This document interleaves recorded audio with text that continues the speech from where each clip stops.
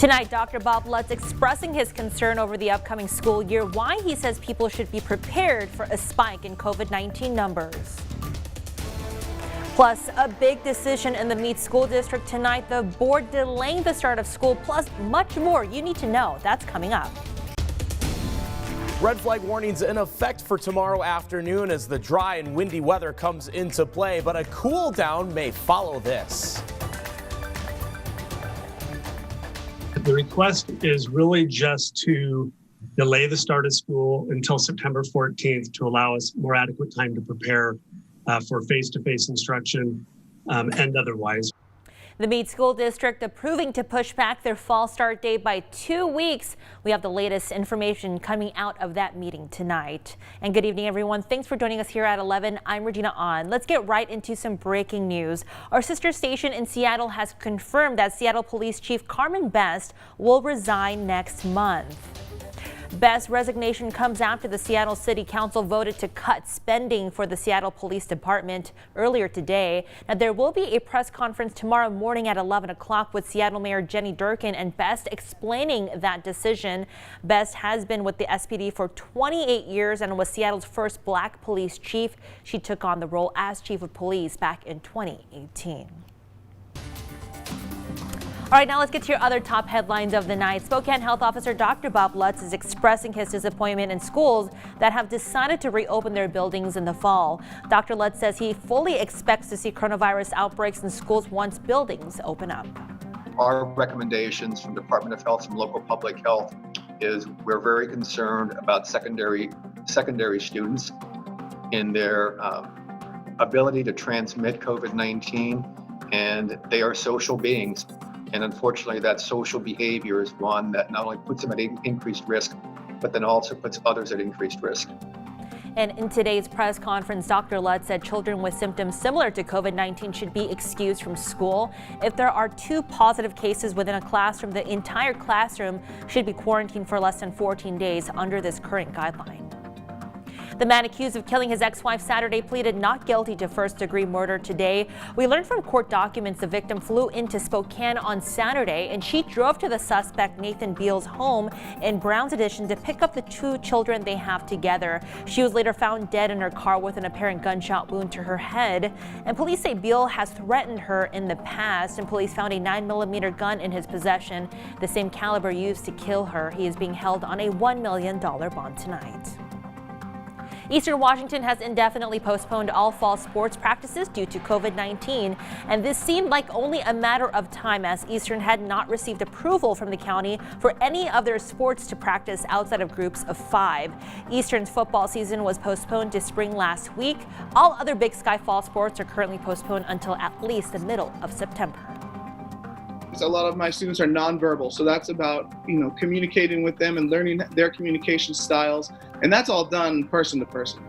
East Valley School District is still working out how to teach special ed classes in the fall, and right now the district is planning for a hybrid schedule for when school starts, but for students with disabilities, it's a much harder transition. Teachers are working with the district to plan the best way they can serve students with those special needs.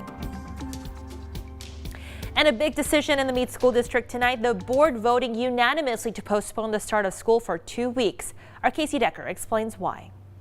For students in the Meade District, the first day of school will now be September 14th instead of September 1st. The 2-week change approved unanimously by the board. The reason? To give students, staff, and families more time to prepare, but mostly to give the district more time to figure out how precisely they want to implement their back-to-school plan, because there are a lot of specifics yet to work out. The board already decided last week how, generally speaking, it will handle the new year under COVID. All families have 2 options. They can opt for distance learning or to send their kids back to school. For kindergarten through 5th grade, that will be full-time in-person instruction, otherwise known as normal school. For grades 6 through 12, it'll be a hybrid model. Students coming to school only on select days and doing homework on their days off in order to reduce class sizes. There's also a litany of safety procedures the district is adding. That includes mandatory masks, temperature checks, hand washing, enhanced sanitation, and creating more space and airflow. The plan goes with the results of a survey done by the district where where parents overwhelmingly asked for a return to in-person learning. But it goes against the recommendations from Governor Inslee and the advice of the county health officer. District staff felt they needed the extra time to sort out all the details. Whether and how to make that time up will be decided later. We asked for your thoughts on Facebook. Commenters mostly approved of the delay. One saying it will be necessary if they have any chance to pull off what they're trying to do. Another, I think it's great. Gives us parents more time to weigh the decision to either send them back or keep them home. And it gives the teachers more time to come up with a good plan on how they're going to do this. Others expressed appreciation for the board following the results of the survey, still others concerned that the board is going against the advice of health experts by opening school at all. Casey Decker, KREM 2 News.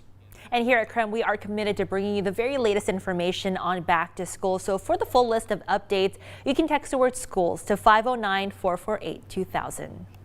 Well, let's turn to weather now. If you missed those hot 80s, well, they are back. Here's a live look right now of Spokane. If you're not a fan of that, though, don't worry. Our Thomas Patrick is tracking a little bit of a cool down here. He's standing by at our outdoor weather center here tonight. So, Thomas, are you enjoying the nice weather out there right now? I am just absolutely loving it in our outdoor set. And I know, Regina, that when you say, oh, are you wanting the cooler weather, you're referencing me exactly. Exactly. You're the only one I know so far that enjoys the cooler weather. Yeah, I'm definitely not alone, but Regina, to your point, you like the warmer weather, and today honestly was going to be one of our warmest days that we experienced this week. But before we talk temperatures for the rest of the week, got to go through the main headline for tomorrow, and that's a fire or a red flag warning. It's actually the warning version of a fire weather watch, and that for tomorrow afternoon. That's the magenta shaded areas. It's because it's not only going to be dry, but even windier than it was today, and it's those winds that can certainly increase and heighten fire danger, especially for the Columbia Basin where those winds tend to be strongest. So where you see the yellow and even the red shades off the eastern slopes of the Cascades, that's where those winds will be anywhere between 20 and 35 miles per hour. So that will be a big factor for any of the fires that might be ongoing for tomorrow. Temperature wise, though, it's still in the 70s for the most part. A couple of our lower lying areas like Deer Park already reporting 59. It's 63 in Pullman as of right now. But tomorrow, aside from the winds, all in all, another pretty nice day. Our temperatures easily getting into the mid 80s for high temperatures. But coming up, we'll talk about that cool down and how quickly it happens and what else you can see in the night sky. Since I, of course, am an astronomy nerd myself, I'll show you what you can see coming up in just a few minutes. All right, Thomas, sounds great. Well, so to come here, President Trump left his press briefing mid-sentence today. We'll explain what exactly happened there. And then later, Idaho High School started football practice today. We look at how one team is trying to balance safety and playing.